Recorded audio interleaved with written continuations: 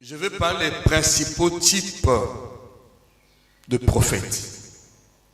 Et dans cette prédication, je ne fais pas exception des prophètes de la Nouvelle Alliance. Donc je parle des 7 principaux types de prophètes d'une manière générale. Bien que dans la Nouvelle Alliance, les prophètes participent directement à l'onction du prophète Messie, c'est-à-dire Jésus-Christ, mais en vérité, tous les prophètes travaillent avec les mêmes esprits des prophètes qui ont commencé dans l'Ancienne Alliance. C'est pourquoi ici, je ne peux pas faire exception des prophètes de la Nouvelle Alliance, bien qu'ils touchent directement à l'onction du prophète Messie. Dites Amen. Je parle de 7 types de prophètes, bien qu'il peut y en avoir plus. Mais si nous avons choisi le chiffre 7, c'est parce que dans le champ prophétique, le chiffre 7 représente la perfection divine. C'est le chiffre prophétique parfait qui peut signifier la plénitude divine. C'est pourquoi dans le domaine prophétique, on emploie plus le chiffre 7 pour signifier la perfection. Il peut y avoir plusieurs types de prophètes, mais nous avons ciblé 7 types de prophètes parce que le chiffre 7 est le chiffre prophétique parfait. Par exemple, on parle de 7 églises, mais pourtant on a plus. On parle de 7 sceaux, de 7 tonnerres. On parle de 7 esprits, de 7 lampes. Pourquoi de 7 lampes? On parle de 70 semaines de Daniel. Lorsque Pharaon a vu sa vision, il a vu 7 années. Il y a eu 7 années d'abondance, 7 années de misère. Il a vu 7 vaches. Donc voilà, le chiffre 7 symbolise dans le domaine prophétique le chiffre parfait. C'est pourquoi ici nous parlons de 7 types de prophètes. Alors, j'aimerais que vous compreniez aujourd'hui par la grâce de Dieu, je vous en prie de pouvoir prêter attention. Je veux enseigner un peu. C'est des choses qui sont sérieuses. Parce qu'on ne peut pas parler du faux sans présenter l'original, le vrai. Pour que je puisse identifier le faux billet, je dois d'abord connaître le vrai billet. Il y a des gens qui parlent des faux prophètes, mais sans pouvoir identifier les vrais prophètes. Dans cet enseignement, nous visons par la grâce de Dieu vous expliquer comment on peut connaître un vrai prophète et un faux prophète. J'entends ton amen. Alléluia. Ouvre ta Bible dans le livre de Nombres chapitre 12, versets 6 à 8. Il dit, écoutez bien mes paroles. C'est l'Éternel qui parle. Écoutez bien mes paroles. Lorsqu'il y a parmi vous un prophète, c'est dans une vision que moi, l'Éternel, je me révélerai à lui. C'est dans un songe que je lui parlerai. Verset 7. Il n'en est pas ainsi de mon serviteur Moïse. Il est fidèle dans toute ma maison. Verset 8. Je lui parle bouche à bouche. Je me révèle à lui sans énigme, c'est-à-dire sans contour, sans passer par des visions, sans passer par des songes. Je vais entendre votre amen ici. Alléluia. Donc il dit, il se révèle à Moïse sans énigme. Et il voit une représentation de l'Éternel. Alors, pourquoi n'avez donc vous pas craint de parler contre mon serviteur, contre Moïse?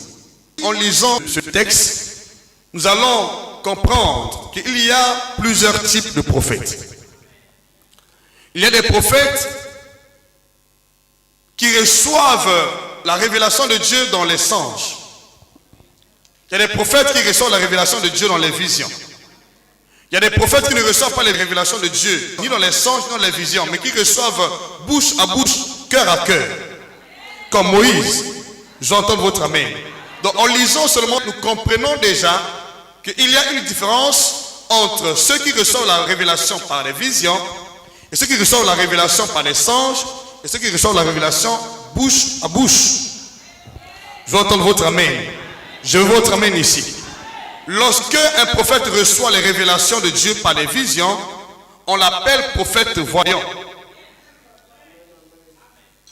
Et lorsqu'un prophète reçoit les révélations de Dieu à travers les songes, on l'appelle prophète songeur.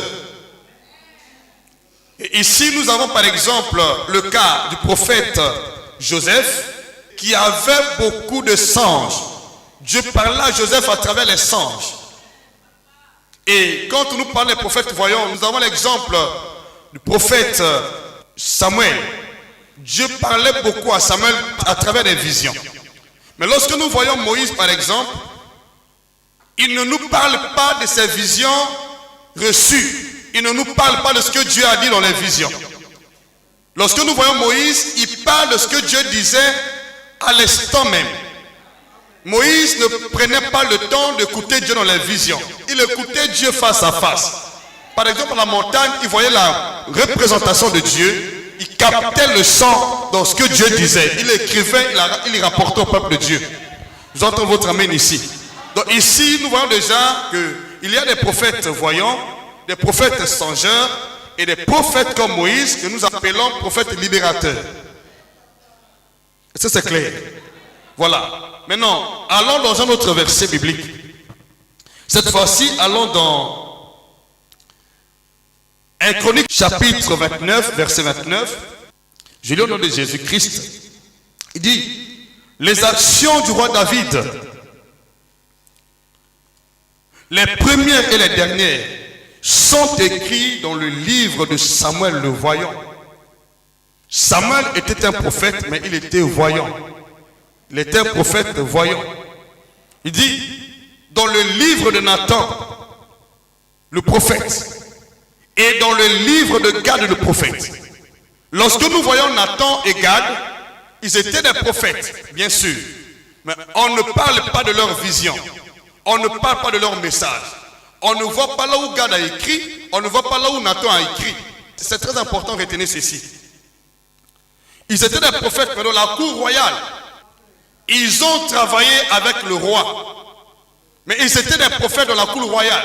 Donc ici, nous avons affaire au prophète voyant, qui est Samuel, et nous avons affaire aux prophètes de la cour royale, qui sont, cette fois-ci, Gad et Nathan. C'est comme le roi David lui-même, il était un prophète de la cour royale. Parce que David était prophète. Mais il était un prophète de la cour royale. Donc il y a des prophètes qui travaillent dans la cour royale, tels que dans cette nation, le Congo. Il y a des prophètes qui travaillent avec les autorités de la place. Alléluia. Je vais décortiquer ces choses avec beaucoup de détails, avec les détails possibles, par la grâce de Dieu, dans la suite de notre enseignement. Parce que les gens qui parlent des prophètes, mais sans comprendre. Ils étaient des prophètes, mais ils n'ont pas travaillé au milieu du peuple, mais ils étaient dans la cour royale. Leur prophétie concernait la royauté de David. Ils soutenaient le roi, ils aidaient le roi à marcher dans la transparence, à marcher avec Dieu. Même lorsque David a commis une bêtise, Dieu a envoyé le prophète Nathan. C'est Nathan qui l'a réprimandé. J'entends votre amen. Nathan était un prophète de la cour royale. Amen. Que Dieu bénisse au nom de Jésus-Christ. Alors, dans un autre verset ici, nous avons Ézéchiel chapitre 33, verset 7. Ézéchiel chapitre 33, verset 7 dit, et toi, fils de l'homme, c'est-à-dire prophète. Le prophète sont aussi appelés fils de l'homme.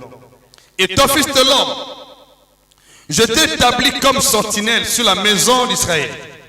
Tu dois écouter la parole qui sort de ma bouche, les avertir de ma part.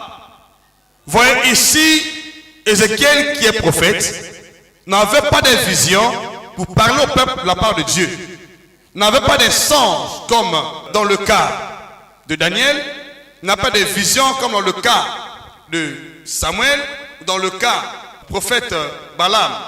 Mais lui, il écoutait. Il y a des prophètes qui écoutent et ils transmettent le message auprès du peuple de Dieu. Ils n'ont pas vu, mais ils n'ont pas eu des songes, mais ils ont juste écouté. Et ils parlent la part de Dieu après avoir écouté. Et ces gens de prophètes sont appelés prophètes messagers. Donc leur spécialité, c'est le message. Ils écoutent le message, ils transmettent. Et dans ce lot, nous avons par exemple le prophète Ézéchiel, bien qu'il avait les visions, mais Dieu le parlait plus, il écoutait plus qu'il voyait. Nous avons aussi Ésaïe par exemple. Ce sont des prophètes messagers. Donc les prophètes auxquels leur ministère était focalisé et fondé plus sur le message que sur les visions, que sur les songes. Et c'est clair ce que je dis. Un autre exemple, allons dans 1 Roi chapitre 19 verset 16. Là nous voyons encore aussi un autre type de prophète, très important. Dieu parle à Élie le prophète. Élie était un prophète libérateur. Je vais parler avec les détails, avec les précisions. Vous allez voir que dans tous ces prophètes-là, il y a des similitudes. Les prophètes messagers écoutaient plus qu'ils voyaient dans les visions ou dans les songes. Mais les prophètes libérateurs du calibre de Moïse n'avaient pas assez de visions à raconter, ni des songes. Mais ils voient la représentation de Dieu. Dieu leur parlait face à face. Il peut voir quelque chose face à face. Et alors il travaille avec l'ordre de Dieu. Et ce sont des prophètes que Dieu a utilisés très puissamment. Par les délivrances, par les miracles, par les signes, par les prodiges. Alléluia. Alléluia. Ils n'ont pas intérêt à beaucoup prier pour qu'ils reçoivent les visions. Non. Mais ici, nous voyons Élie, un prophète de Dieu, qui a reçu le mandat de consacrer notre prophète à sa place. La Bible dit dans ce passage, 1 Roi chapitre 19, verset 15 à 16, dit ceci. L'Éternel lui dit, va, reprends ton chemin par le désert jusqu'à Damas. Et quand tu seras arrivé, tu oindras Hazaël pour roi de Syrie. Verset 16. Tu oindras aussi Jéhu, fils de Nimshi, pour roi d'Israël. Et tu oindras Élisée, fils de Shaphat. Alléluia.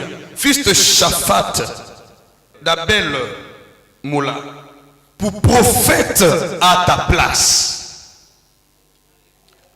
Il avait reçu le mandat de consacrer Élisée en qualité de prophète à sa place.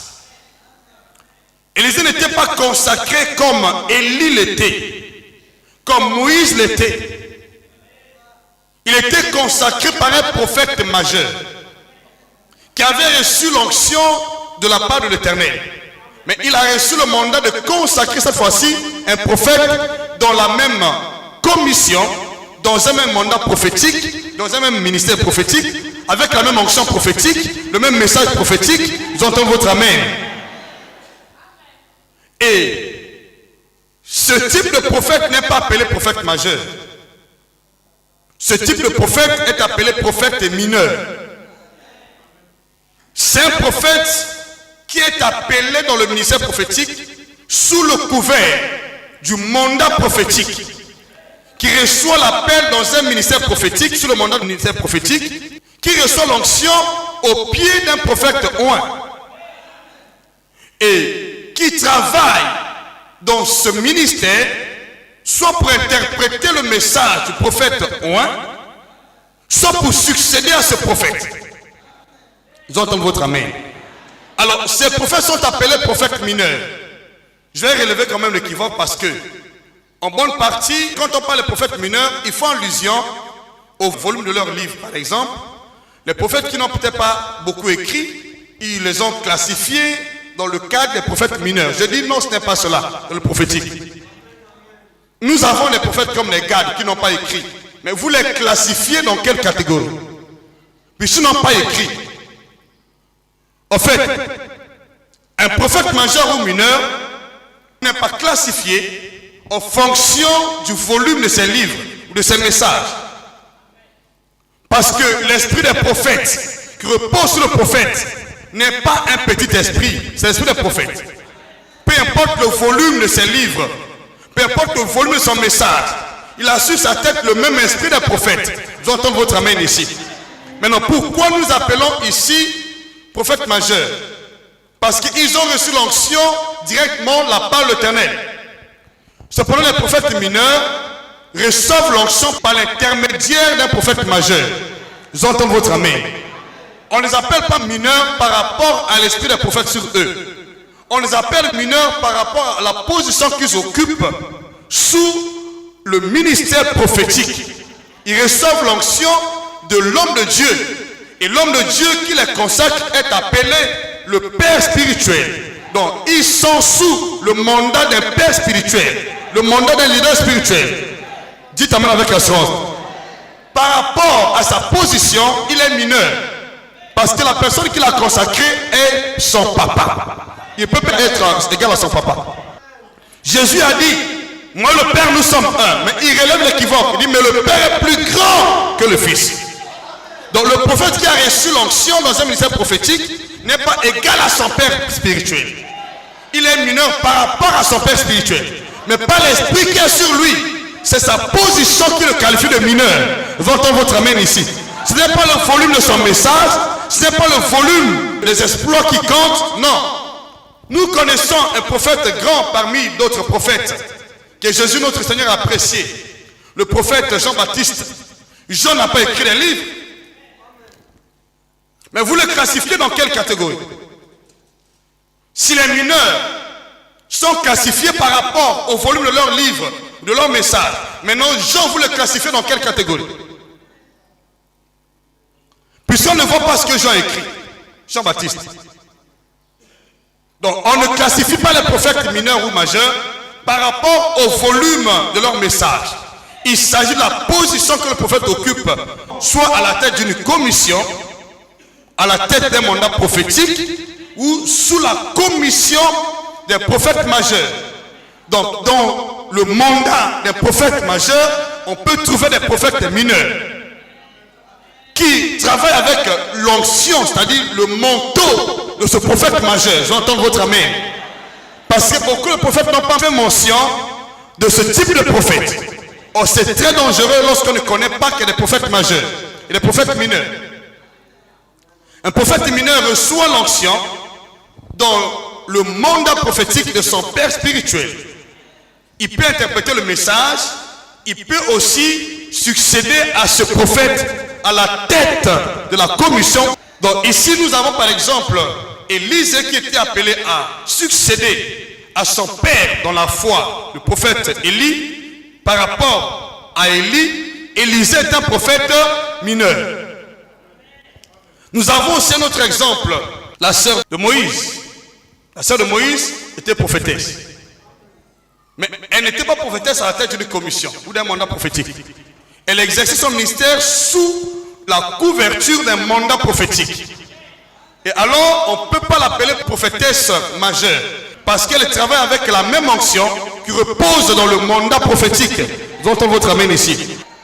C'est comme dans ce ministère. Mon épouse est prophétesse. Elle a reçu l'onction par mon canal. Elle travaille avec le même message. Elle amplifie le même message. Elle travaille avec la même onction. Et pour les intérêts, la même mission. J'entends votre amène. Elle assume la même fonction que je suis en train d'assumer, mais sous ma couverture. Alléluia. Donc voilà, ce sont des choses que beaucoup de gens ne comprennent pas. Quelqu'un est établi prophète ou prophétesse dans une commission, il veut rivaliser son leader. C'est ce qui s'est passé avec Marie et Aaron. Parce que logiquement, Aaron était établi prophète pour Moïse, mais Moïse était prophète de Dieu. Mais il y a eu incompréhension parce que Marie et Aaron se sont estimés que Dieu aussi parlait à eux. Ils voulaient maintenant sous-estimer, concurrencer, rivaliser Moïse. C'est pourquoi Dieu était descendu pour leur faire comprendre que lorsqu'il y a un prophète au milieu de vous, je lui parle à travers des visions, je lui parle à travers des songes, mais ce n'est pas la même chose avec Moïse. C'était pour leur expliquer que vous avez reçu la grâce d'entendre mes paroles à travers les visions, à travers les songes. Mais avec Moïse, je parle bouche à bouche. Il y a une différence, on va entendre votre amen.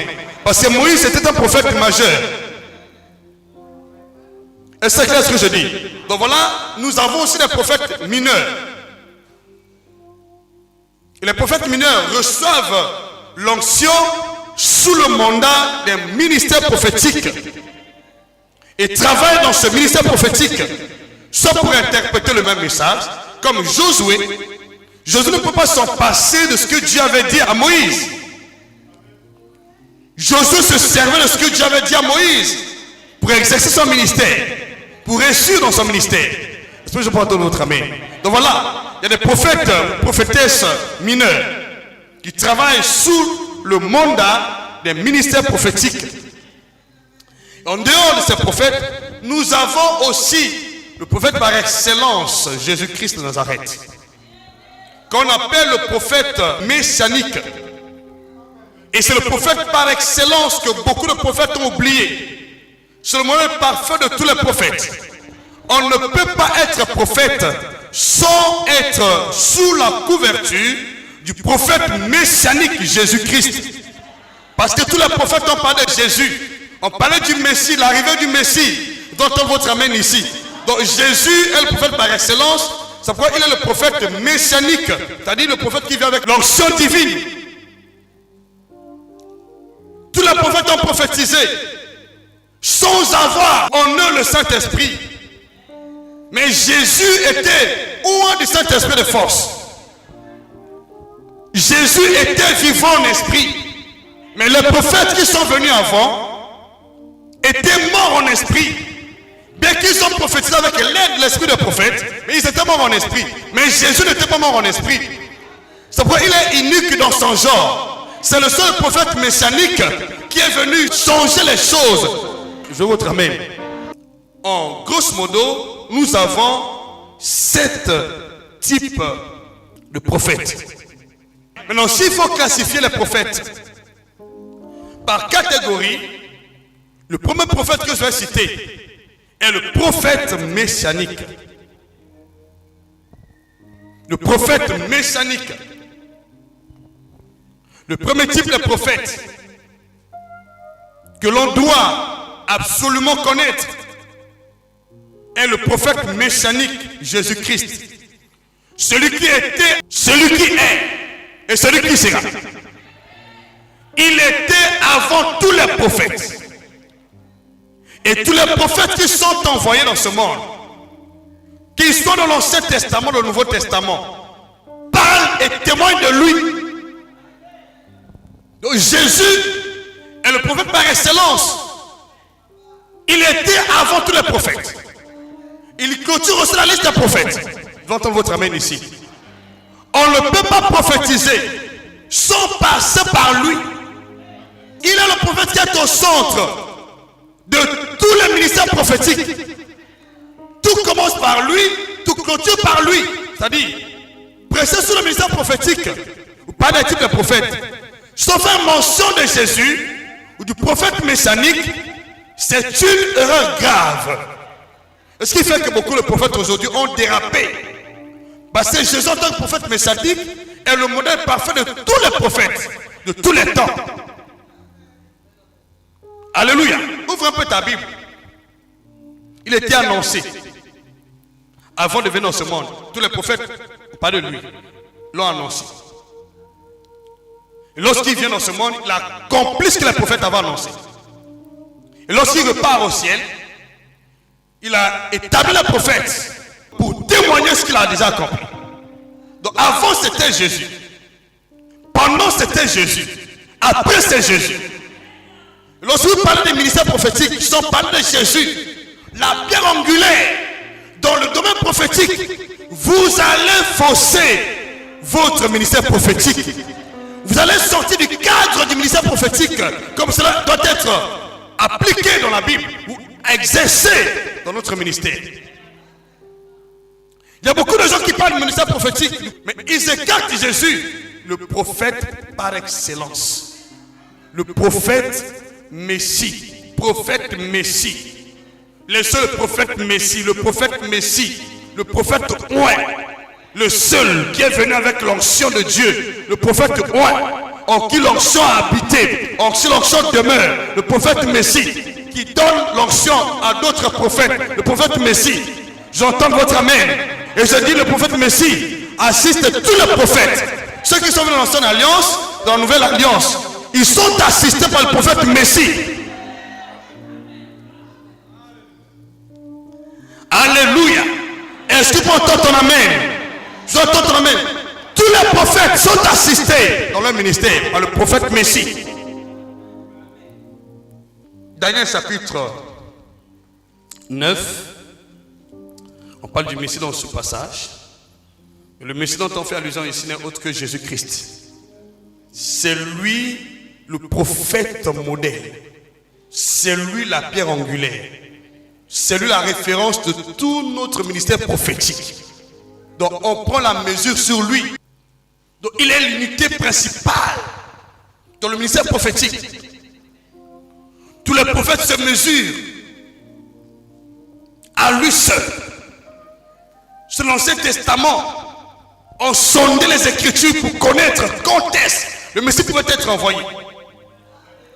Et ce Nouveau Testament, après avoir fait la découverte de ce prophète Messie Jésus, il témoigne de lui. Ils entendent votre amen. C'est pourquoi le son prophétique ne peut pas exister sans l'onction du prophète Messie ou sans le concours ou l'apport du prophète Messie. Tous ceux qui prophétisent par audace sont passés par le prophète Messie ou sont attachés au prophète Messie, sont des envoyés du diable. Vous allez très bientôt comprendre cela. Donc, le premier type de prophète ici est le prophète messianique Jésus-Christ, le Messie de Dieu. Il n'était pas un simple prophète.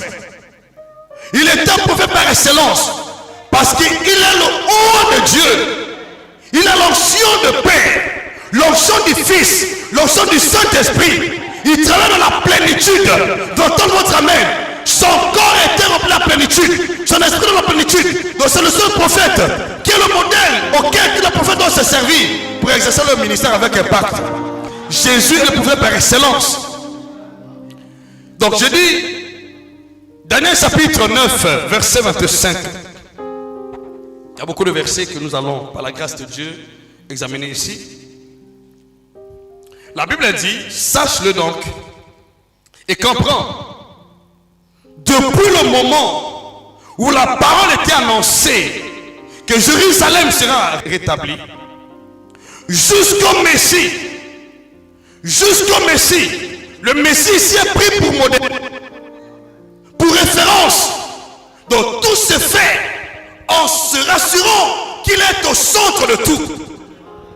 Lorsque je n'ai pas au centre de ton ministère, de ce que nous faisons dans ce monde, ce que nous faisons est faux. Jésus est l'authenticité de tout ce que nous faisons. S'il est absent, ce que nous faisons n'est pas de Dieu. Et ce que nous faisons n'est pas approuvé. Il doit être au centre. C'est l'unité de mesure.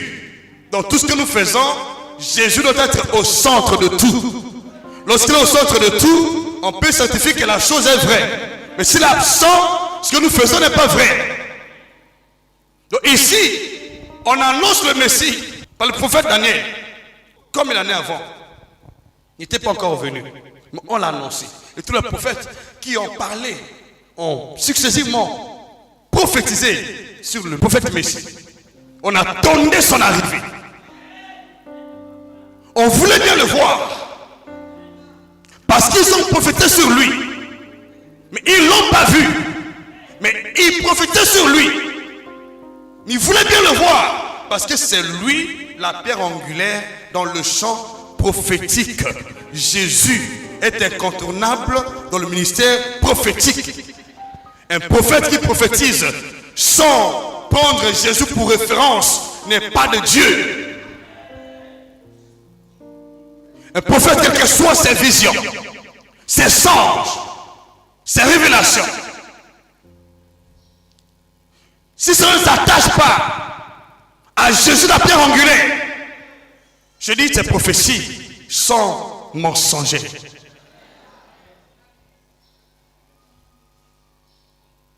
On connaît l'authenticité des prophètes lorsqu'ils s'attachent au prophète Messie. Ok. Colossiens chapitre 2, verset 18. La Bible dit dans ce passage, rapidement, il dit que personne, sous une apparence d'humilité, par un culte des anges, ne vous ravisse à son gré le prix de la course, tandis qu'il s'abandonne à ses visions, il est enflé d'un vain orgueil par ses propres pensées charnelles. Verset 19, sont s'attacher au chef, dans le corps, assisté et solidement assemblé par des jointures et des liens, tire l'accroissement que Dieu donne. Le chef dont on fait allusion ici n'est autre que le prophète Messie, Jésus de Nazareth.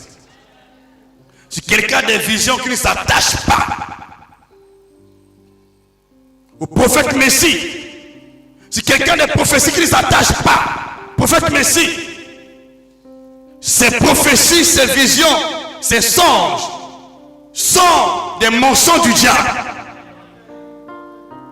Parce que tous les prophètes qui sont venus avant et qui viennent après prennent pour fondement de leur prophétie, de leur ministère prophétique, Jésus de Nazareth, le prophète Messie, le prophète Messie, le prophète libérateur, le prophète voyant, le prophète songeur. Il est prophète en tout. Le grand apôtre, c'est lui. Donc, Jésus, en tant que prophète Messie, il a assumé le rôle de tous les ministères. J'entends votre amen. Il a travaillé comme grand apôtre, grand prophète, grand évangéliste, grand pasteur, grand docteur. Donc il est unique dans son genre. Le prophète Messie est plus que tous les prophètes. Il est unique dans son genre. J'entends votre amen ici. J'entends votre amen. Tu veux qu'on parle le ministère prophétique, il faut le consulter, Jésus. Ok. Alléluia. Luc chapitre 24, verset 27. Jésus était un prophète oint. Il n'y a pas eu de prophète oint comme lui, avant et après. Unique dans son genre. Par rapport à Christ, tous les prophètes sont des mineurs. C'est-à-dire, il travaille dans sa vision. Il travaille dans sa commission. Il travaille sous son mandat. J'entends votre amen ici. Par rapport à Christ, tous les prophètes sont des mineurs. Il n'y a pas de prophète majeur plus que Christ. Ça n'existe pas. Branham est mineur par rapport à Jésus. Je suis mineur par rapport à Jésus. Tous les prophètes qui sont envoyés sont des mineurs par rapport à Jésus. J'entends votre amen ici. Ils ne sont pas au-dessus de Jésus. Non, il n'y a pas de prophète au-dessus de Jésus. Ça n'existe pas.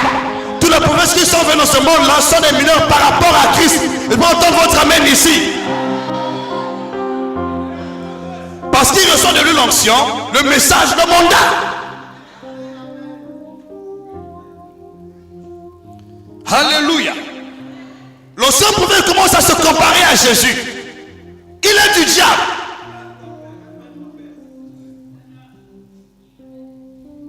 Il est du diable.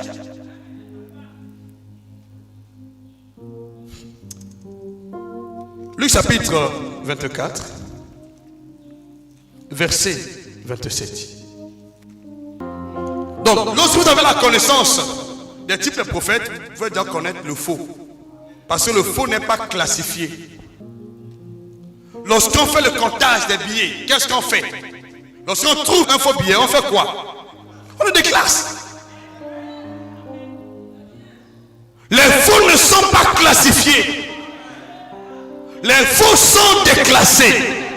Je vais entendre votre amen. Quand tu as la connaissance des types de prophètes, tu auras la connaissance des faux et des faux. J'entends votre amen ici. L'ancien prophète n'est pas classifié, ça montre qu'il est faux. Alléluia. Que Dieu t'ouvre les oreilles, t'ouvre l'esprit et la connaissance. À partir d'une personne propre te séduire. Tu auras la connaissance des vrais prophètes et des faux prophètes. Sont dormis, sont cessés des visions. En l'écoutant seulement, en le voyant seulement.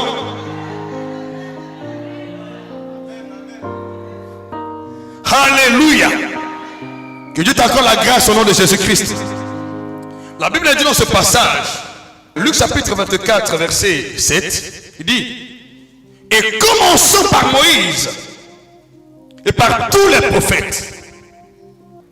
Donc tous les prophètes ont parlé de lui, ont prophétisé de lui. Et commençons par Moïse et par tous les prophètes.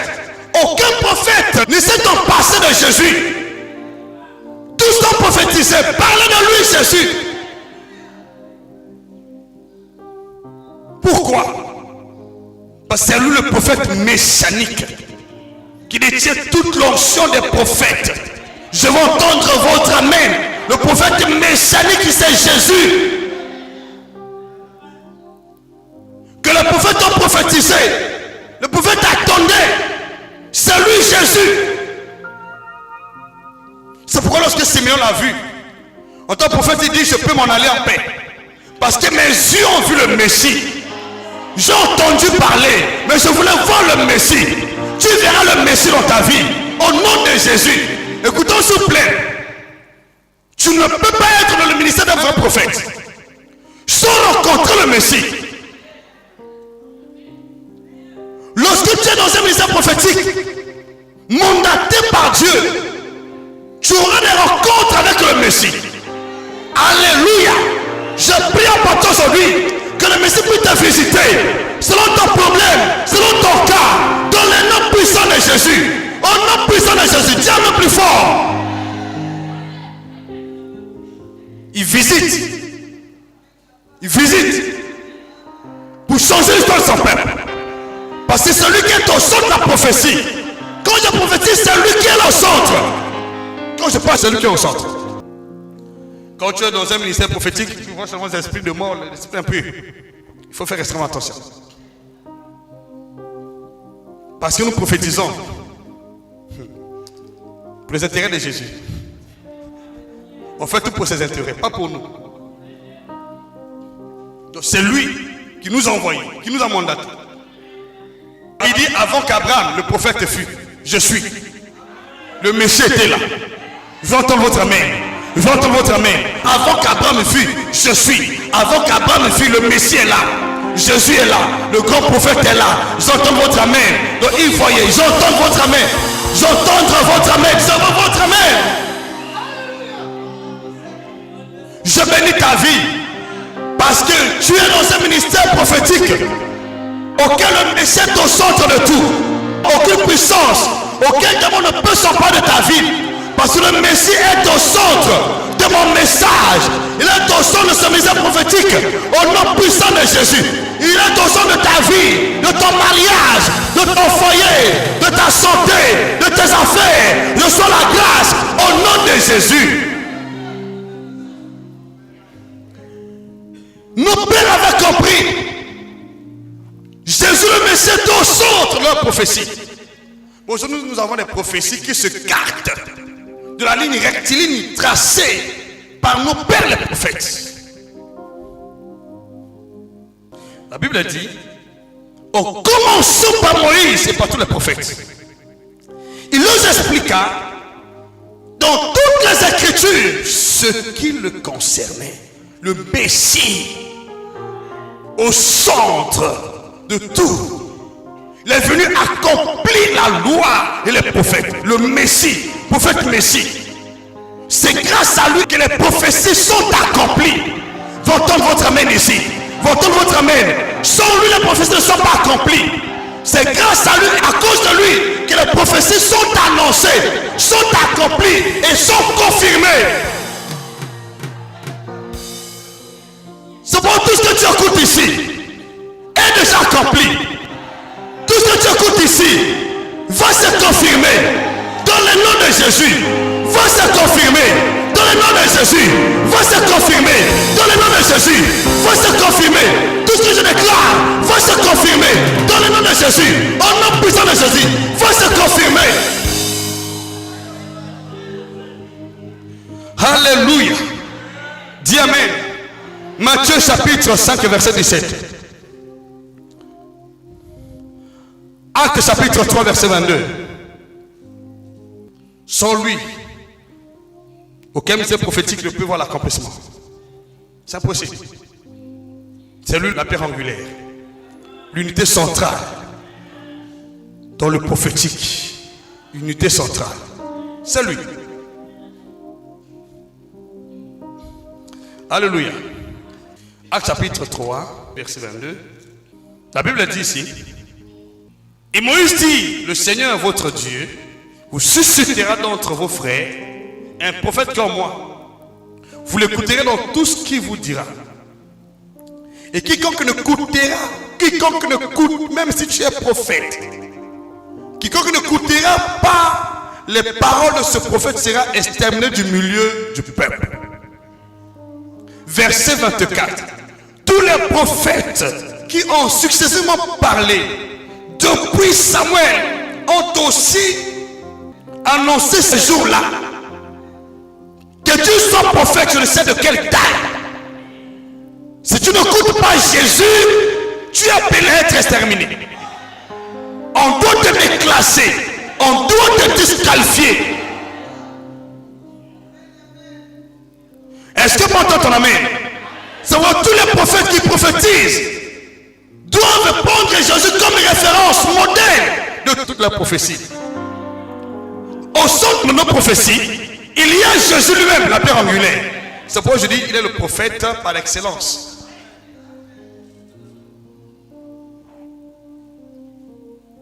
Prophète messianique. Et après ce prophète messianique, nous avons des prophètes qui sont comme lui. Mais ils ne sont pas les prophètes messianiques. Mais ils ont reçu la part du prophète messianique, une onction spécifique. Et là nous avons la catégorie des prophètes comme Moïse. Et dans cette catégorie nous avons des prophètes libérateurs. Moïse était libérateur. Donc deuxième catégorie des prophètes que nous citons,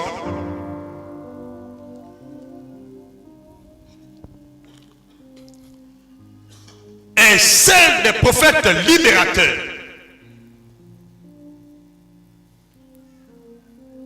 Et dans ce type de prophète, nous avons tous les prophètes comme Moïse, il y a Josué, Élie, Élisée. Et dans ces temps-ci, je connais un prophète libérateur, il y en a assez. Nous avons le prophète David Oyedepo, qui a reçu le mandat de la libération. Vous entendez votre amen. C'est un prophète libérateur. Lorsque tu as affaire aux esprits qui t'oppriment, aux puissances occultes, va au pied de ce prophète. Lorsque tu es au pied de ce prophète-là, il n'a pas à dire j'ai vu. Il n'a pas à dire j'ai rêvé. Ou j'ai eu un songe. Non, il vient seulement attaquer l'ennemi. Il vient attaquer le démon qui est en charge de la situation. Vous entendez votre amen. Le prophète libérateur attaque les esprits impurs et attaque ceux qui sont à l'origine, dans les auteurs des mauvaises actions dans vos vies. C'est leur mission. Le prophète libérateur, il ne parle pas des visions. Il ne parle pas des songes. Il présente souvent le message frais qui ressort directement de Dieu par rapport à la circonstance en cours. Dieu les parle sans énigme, sans intercalaire, sans interposition. Il parle à ses prophètes directement. Il leur montre ce qu'ils doivent faire par rapport à la situation en cours, soit pour délivrer son peuple, soit pour conduire son peuple, soit pour exercer le ministère. Et alors, je vous en prie, ce sont des prophètes qui ont fondé leur ministère sur la puissance de Dieu. C'est leur spécialité. Je cite aussi mon père spirituel, le prophète sagesse. Il est prophète et libérateur. Dieu l'envoie pour libérer le peuple de l'oppression du diable. C'est pourquoi il maudissait les sorciers. C'est un prophète et libérateur. Je entends votre amen. Mais il y a une particularité dans leur ministère. Ces prophètes influencent même la nature, influencent tous les objets qu'ils peuvent rencontrer dans leur chemin. Ils ont le pouvoir d'assainir de l'eau. Ils ont le pouvoir de bénir de l'eau. Ils ont le pouvoir de bénir de l'huile. Écoutez-moi s'il vous plaît. Ils ont le pouvoir de transmettre l'onction à travers les vêtements. J'entends votre amen ici. Je votre amen. J'entends votre amen. Écoutez-moi. Élie a transmis l'onction par son manteau. Ceux qui touchaient Jésus, quelle que soit la maladie, qui touchaient ce vêtement étaient guéris instantanément. En l'occurrence, la femme a tête de perte de sang. Elle a reçu la guérison comme en touchant le vêtement de Jésus. Votre amen ici. Ceux qui touchent ces vêtements étaient guéris instantanément. Parce qu'ils ont le pouvoir de transmettre l'onction à travers tout ce qu'ils peuvent toucher. À travers le bâton de commandement, ils ont le pouvoir de changer les choses. Par le bâton de commandement, j'entends votre amen. Avec l'aide de leur bâton, peut partager la mer rouge, peut faire sortir de l'eau. Ce sont les prophètes mystiques. Ils sont mystérieux. Je peux les appeler prophètes mystérieux. Parce qu'il travaille avec les mystères du royaume. Il prend de l'eau, il bénit, il assainit. Il prend le pain, il bénit, il dit c'est ma chair, comme Jésus. C'est pour Moïse a célébré la Pâque. C'est le premier prophète qui a célébré la Pâque. L'agneau pascal, j'entends votre amen. Moïse a béni de l'eau. Moïse a travaillé avec l'onction dure. J'entends votre amen ici. Ce prophète travaille avec l'onction dure, avec le pain et le vin.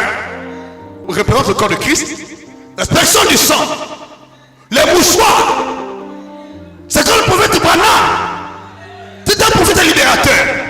En fait, écoutez-moi s'il vous plaît. Ce prophète-là, il voit.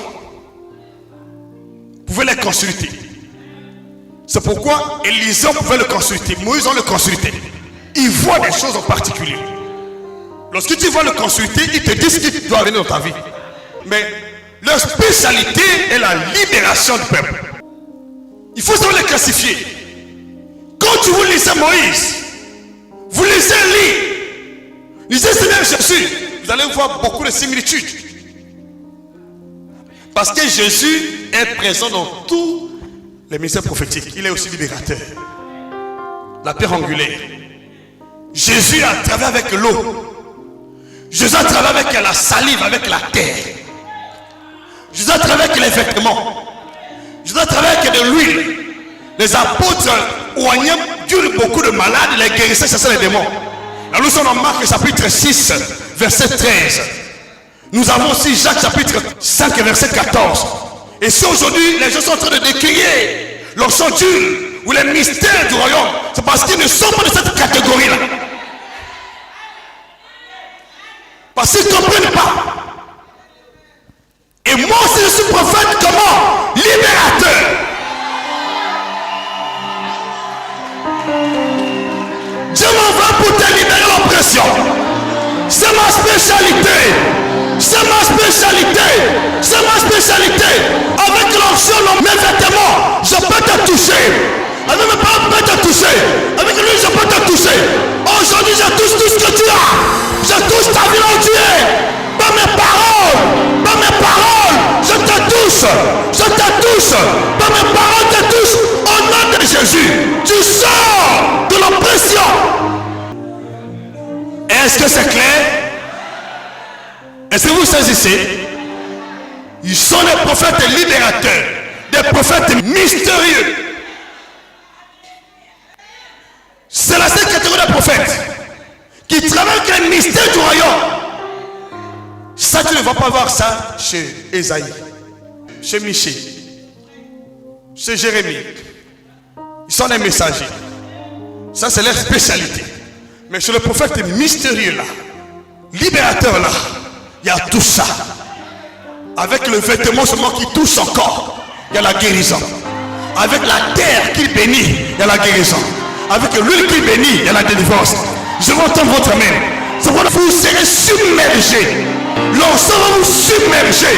Au nom de Jésus, je sais ce que je dis.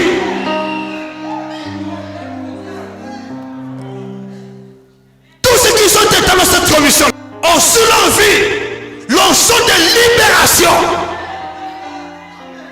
C'est pourquoi mon épouse, par la grâce de Dieu, quand elle est prise là, surtout au fil d'Abraham, mais c'est terrible. Mais les démons ne peuvent pas résister. À partir d'aujourd'hui, aucun démon ne peut te résister. Aucune personne ne peut te résister. Reçois la même grâce. La même grâce. Reçois mon manteau. Reçois mon manteau. Reçois mon manteau.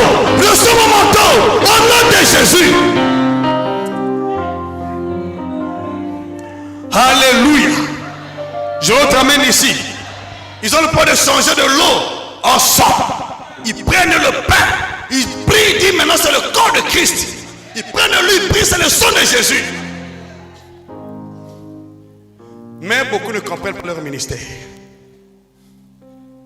C'est pourquoi ils sont parfois attaqués par des personnes qui sont ignorantes de leur ministère. Ce n'est pas seulement dans l'Ancien Testament.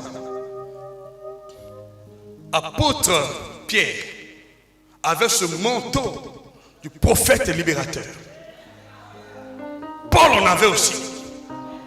C'est pourquoi avec l'aide des manteaux, des mouchoirs qui touchaient son corps, les malades étaient guéris. Ce n'est pas de la magie.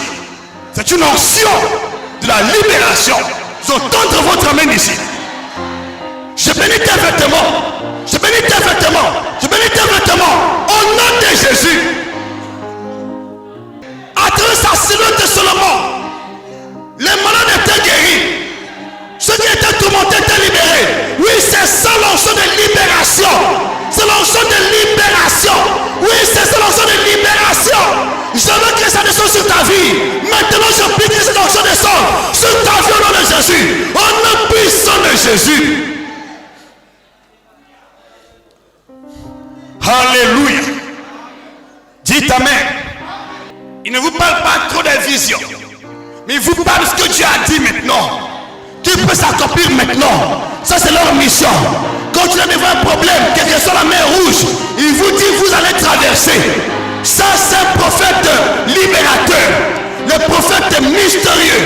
Je prie aujourd'hui ton histoire change.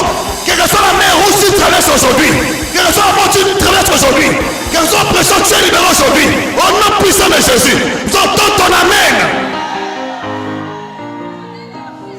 Cette onction-là,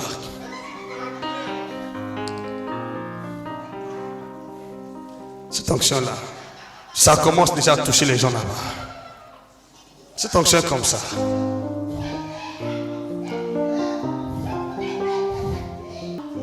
La miséricorde de Dieu, la miséricorde de Dieu, je prie pour la miséricorde de Dieu. Pour ceux qui croient pas en ce ministère, la miséricorde de Dieu. Parce que beaucoup sont en train de nous traiter de magiciens à cause des mystères. Ils ne comprennent pas, ils sont profanes dans ce que nous sommes en train de faire. Si vous m'appelez magicien, appelez Moïse magicien, appelez Élie magicien, appelez Jésus magicien. Parce que nous faisons ce qu'ils ont fait. Nous pratiquons l'huile qu'ils ont pratiqué. Nous pratiquons le sang d'aspersion qu'ils ont pratiqué. La sainte celle qu'ils ont pratiqué. Nous faisons ce qu'ils ont fait. On ne fait pas autre chose. Alléluia. Ils sont mystérieux. Mystérieux. Ils sont mystérieux. Mystérieux. Ils sont mystérieux. C'est enceinte ici. Alléluia. Je prie que l'entier, quel que soit ton problème, que cette onction de libération tombe sur ta vie. Maintenant. Maintenant. Maintenant. Maintenant. Viens m'acasser. Remakasé, Rokolo Makasé, Remakasé.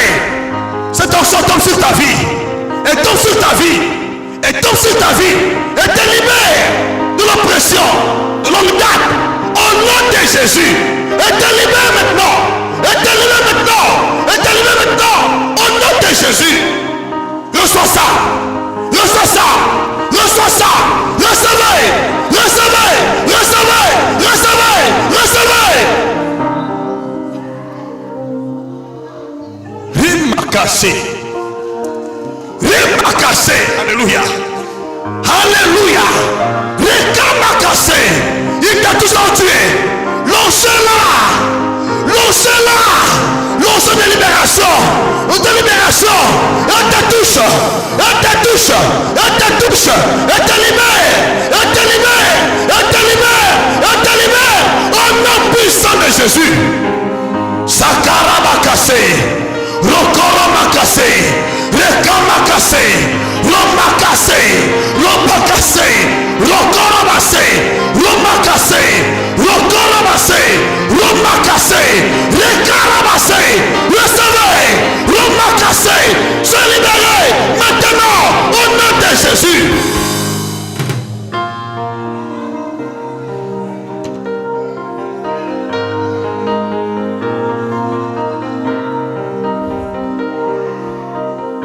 Au nom de Jésus. Au nom de Jésus.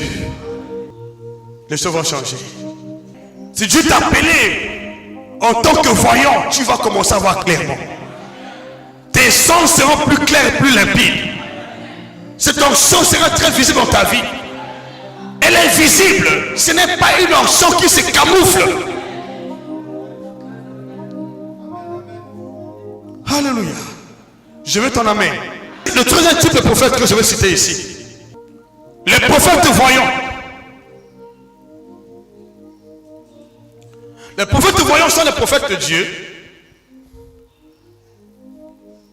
auxquels leur ministère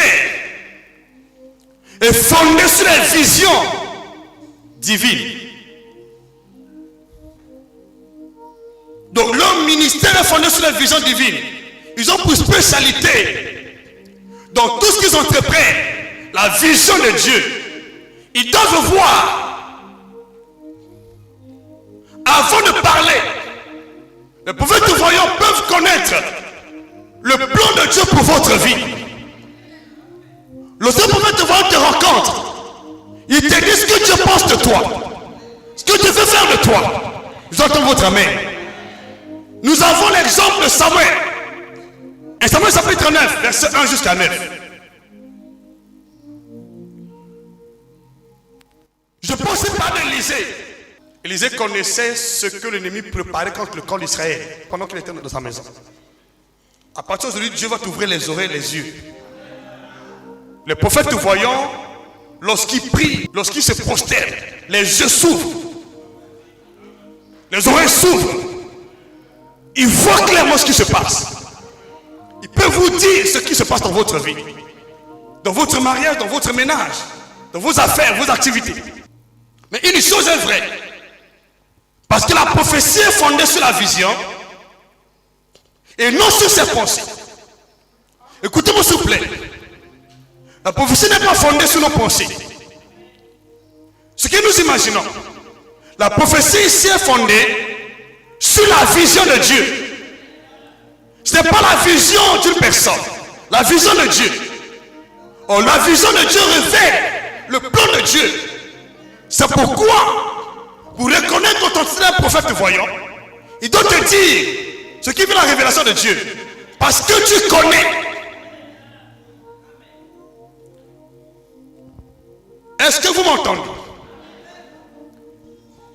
Quand nous prenons l'exemple de Samuel, il n'a pas dit ce que Saoul connaissait ou pensait.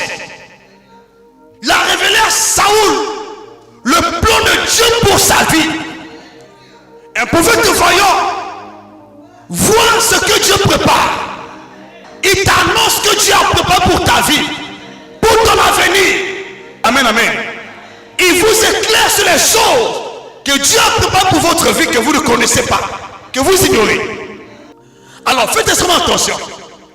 Souvent l'esprit qui rappelle les choses, l'esprit de famille qu'on appelle esprit familier ou esprit de mort. Quand vous rencontrez un voyant qui va avec les esprits de famille, il vous rappelle seulement ce qu'on a déjà dit à votre sujet dans le passé, dans votre propre famille, ce que tu connais. Il ne dit pas quelque chose de nouveau. Écoutez-moi s'il vous plaît. Ne dites pas quelque chose de nouveau, non. Ce sont des choses que tu connais. Que ces choses soient révélées par un prophète de Dieu, ouais. Que ces choses soient révélées par des membres de votre famille, Un voyant qui voit avec les esprits familiers ou l'esprit de mort te révèle seulement ce que tu connais par ton passé. Tu rappelles seulement ça. Que ta vie sera ceci, tu vas voyager, ta famille s'appelle un tel. Dans votre famille, vous avez des personnes qui sont mortes, et ainsi de suite, il te rappelle le passé. Nous avons par exemple la nécromancienne d'Endor, qui était consultée par le roi Saoul. Qu'est-ce que la nécromancienne avait dit à Saoul? Seulement ce que Saoul connaissait par son passé. Ce qui lui était révélé par le prophète Samuel le voyant. Les voyants qui voient avec l'esprit de famille vous révèlent seulement ce que le prophète voyant vous avez déjà dit par le passé, ou les membres de votre famille. Mais non, il y a des voyants qui voient avec l'esprit de Python. Ceux qui veulent que l'esprit de Python vous révèle les choses que vous connaissez par le présent. Les choses que vous vivez au quotidien, que vous sentez en vous maintenant, par votre présent, que vous connaissez.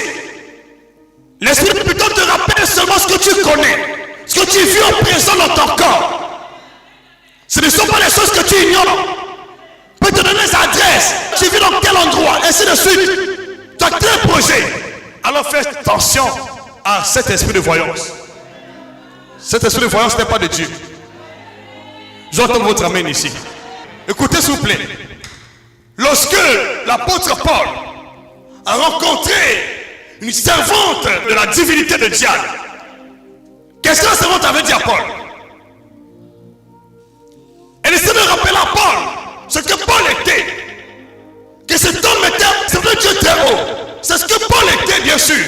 Mais qu'est-ce qu'il avait dit de plus? Il rappelle ce qui te concerne dans le présent, ce que tu sens dans ton corps. Je vois, tu as un mal de ventre. Je vois ton mariage. Les choses ne marchent pas dans ton mariage. C'est les choses que tu connais. Fais attention à ces choses. Le vrai voyant par Dieu te parle ce qui est au-delà de tes pensées. Ce que tu ne connais pas, c'est une révélation de Dieu transmise par la voyance, transmise par l'esprit, par la vision. C'est une révélation de Dieu. Alors, si la révélation était déjà une pensée que nous connaissons, elle n'est plus révélation. Les prophètes prophétisent en s'appuyant sur les visions, en s'appuyant sur les songes, en s'appuyant sur ce que Dieu dit. Ce sont des choses qui sont révélées, qui sont de notre entendement. Mais il y a des hommes de Dieu qui sont touchés. Par exemple, les prophètes voyants travaillent aussi avec la parole de connaissance. Je ne peux pas des choses par la parole de connaissance quand je te vois. Je l'ai déjà fait à plusieurs reprises. Je peux connaître ce qui va t'arriver. Mais je te l'annonce. Et quand je l'annonce, je prie pour toi. Ou je prie pour toi sans pourtant l'annoncer.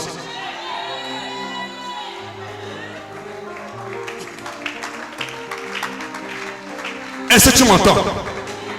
Mais ce n'est pas automatiquement ce que tu connais. Donc fais extrêmement attention.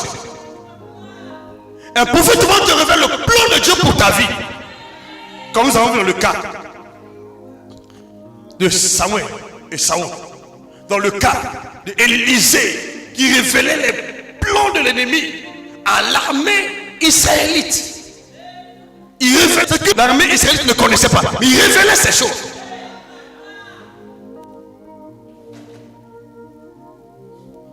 Alléluia. Est-ce que vous entendez votre amen? Donc il y a des prophètes voyants. Ce sont des prophètes dotés de l'esprit de voyance. Ils travaillent plus avec l'esprit de révélation. C'est-à-dire le discernement des esprits. Parole de connaissance. Parole de sagesse. Mais attention. Lorsqu'ils commencent à te révéler les choses que toi tu connais par le passé. Ou les mots de ta famille ont déjà relaté. Fais attention. Ou les choses que tu es en train de sentir au quotidien. Que toi tu es conscient de cela. Fais attention. Lorsqu'un prophète voyant vient dans ce cas-là, il te montre l'issue de sortie.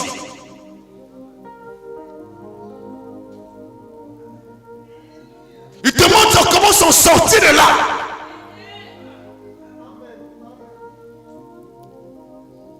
Tous les prophètes ne voient pas.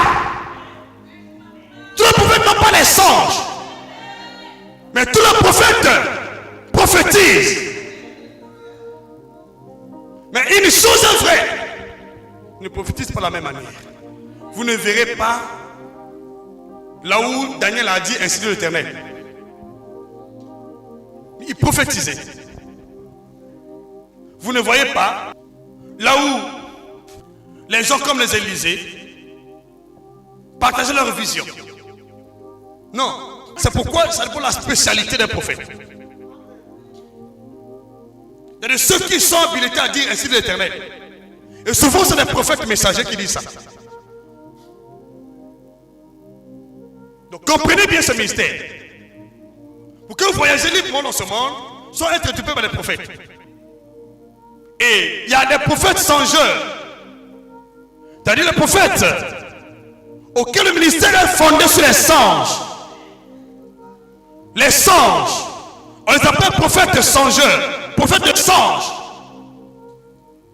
Leur ministère est basé à 80% sur les songes. Et ces prophètes-là sont habilités à interpréter aussi les songes. Lorsque vous prenez le cas de Joseph, il était prophète. Vous ne voyez pas là où Joseph est en train de dire ainsi de l'Éternel, l'auteur prophétisé. Mais il était habile dans les songes, l'interprétation des songes, et prévenir le futur à travers ce qu'il interprète. Va tendre votre amen. Et remarquez comment partie ces prophètes-là, on travaille avec les rois païens. Joseph a travaillé avec les rois païens. Daniel a travaillé avec les rois païens. Quand vous avez ces prophètes dans une nation, ils sont plus aux côtés des rois pour interpréter leurs songes. Mais ne les diabolisez pas. Pour qu'une nation avance, nous avons besoin de tels prophètes qui travaillent avec les rois païens, c'est-à-dire les présidents, les autorités, qui ne prient pas le Dieu que vous priez, qui ne savent pas le Dieu que vous servez. Ces prophètes sont souvent aux côtés de ces présidents, de ces autorités, de ces rois, pour faire avancer la nation, d'entendre votre amen. Sur votre amen ici. Alléluia. Alléluia. Amen, amen. Dis amen. J'ai déjà parlé des prophètes messianiques, prophètes libérateurs, prophètes voyants, prophètes songeurs, et je parle des prophètes messagers. Donc c'est le cinquième type. Prophètes messagers. Alors les prophètes messagers sont des prophètes qui entendent la voix de Dieu. Ils entendent la voix de Dieu et ils annoncent au peuple les sons qu'ils ont reçus. Le ministère des prophètes messagers est beaucoup fondé sur le message, l'Institut de l'Éternel. Les prophètes messagers sont les prophètes qui ont en bonne partie prophétisé sur la mission, c'est-à-dire la venue du Messie, qui ont prophétisé sur le rachat, la rédemption de l'humanité par le Messie. Et parmi ces prophètes, nous avons par exemple Ésaïe, le prophète messager. Nous avons Jérémie, Ézéchiel. Nous avons les prophètes comme Zacharie. Ils ont en bonne partie prophétisé sur la venue de Jésus.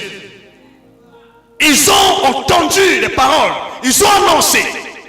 Mais ils peuvent aussi avoir des visions. Je n'en disconviens pas. Mais leur ministère est à 80% ou à 90% fondé sur le message. C'est pourquoi ces prophètes ont beaucoup écrit. Ils ont écrit le message. Ils ont écrit le message. Ils ont écrit le message. Mais cependant, il y a des prophètes voyants qui n'ont pas écrit. Et ça, qu'est-ce que je dis? Là, nous avons le verset souvent que j'avais déjà donné. Ézéchiel chapitre 33, verset 7. Il y a des prophètes qui écoutent, ils n'ont pas vu, mais ils prophétisent. C'est leur spécialité. On les appelle les prophètes du message. Donc leur spécialité, c'est le message. Il vaut aussi des choses, bien sûr. Mais ils sont beaucoup fondés sur le message. Amen. Il vous annonce ce que le Messie il va faire dans votre vie. S'il parle plus de la vie du Messie, quand le Messie sera là, qu'est-ce qu'il va faire? La rédemption du peuple par le Messie. En bonne partie, c'est leur message. Nous avons par exemple le prophète Jean-Baptiste. Il n'a fait aucun miracle. Il était envoyé devant le Seigneur. Mais il a beaucoup annoncé le Seigneur Jésus. Ce que le Seigneur allait faire dans son ministère. C'est un prophète messager. Et Jésus a dit, parmi tous ceux qui sont nés des femmes, il n'y a pas paru un plus grand comme Jean-Baptiste. Mais le plus petit dans le royaume de Dieu est plus grand que Jean-Baptiste. La grandeur n'est pas synonyme à la voyance comme les gens sont en train de penser. Ça dépend de la grâce de Dieu sur ta vie. Est-ce que je peux entendre ton amen? Il y a des prophètes messagers, vous avez déjà compris l'essentiel. Et nous avons les prophètes de la cour royale. Les prophètes de la cour royale. Ces prophètes-ci ne travaillent pas avec le roi païen. Et ces prophètes travaillent avec le roi qui connaissent Dieu, serviteurs de Dieu. Contrairement aux prophètes songeurs qui ont travaillé avec les rois païens, mais les prophètes qui sont établis dans la cour royale, les prophètes de la cour royale, comme Gad, comme Nathan, comme le roi David, travaillent avec le roi qui est serviteur de Dieu, le roi chrétien. Chaque roi chrétien, président chrétien, travaille en bonne partie dans les nations où l'évangile gagne la place. Nous avons ces prophètes qu'on appelle prophètes de la cour royale qui travaillent avec le roi ou le président ou les autorités qui connaissent Dieu. Donc c'est ça la démarcation entre les prophètes songeurs qui travaillent avec le roi, les païens, mais ceux-ci travaillent avec les rois qui connaissent Dieu.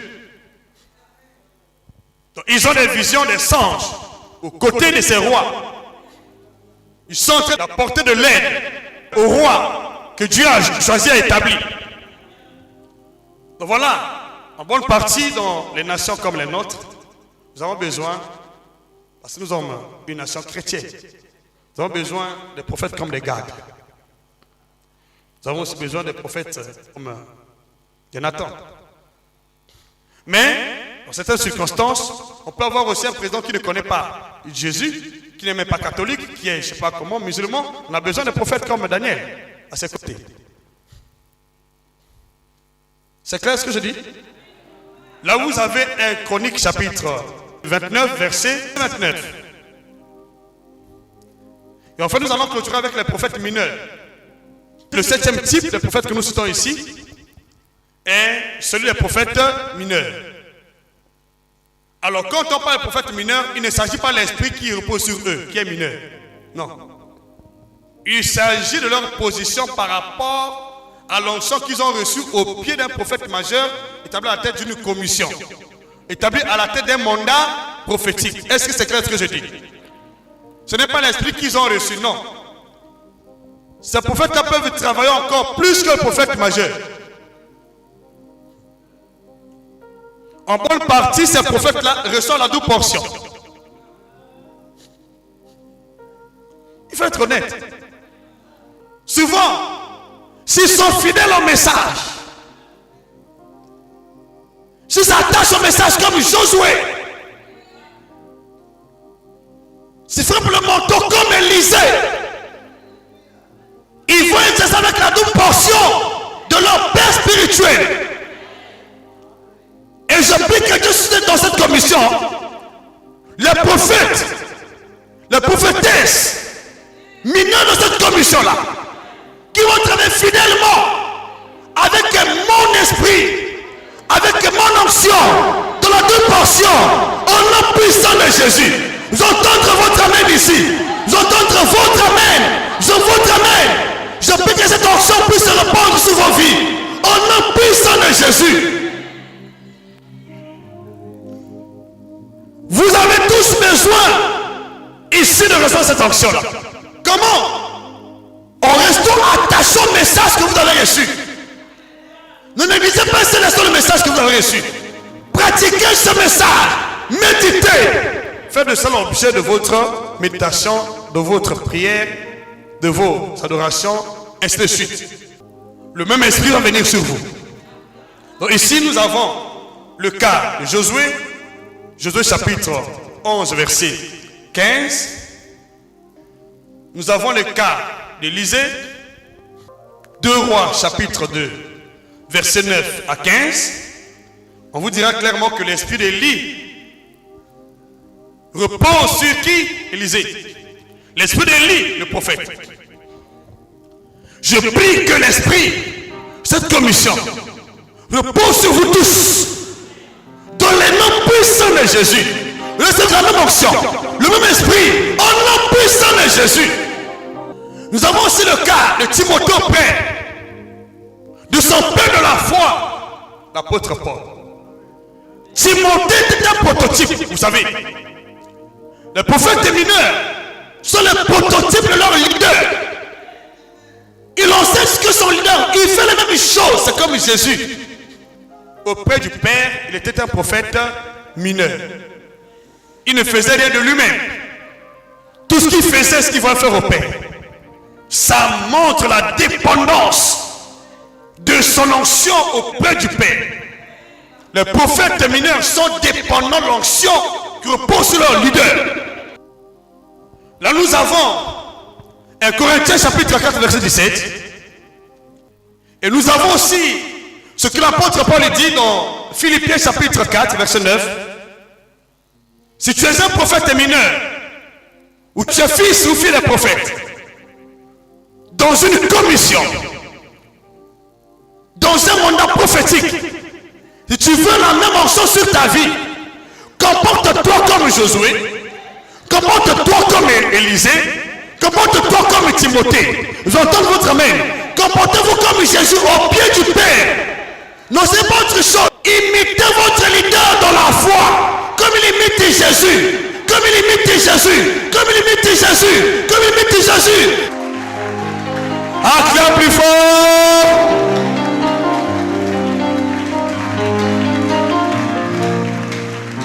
Merci beaucoup.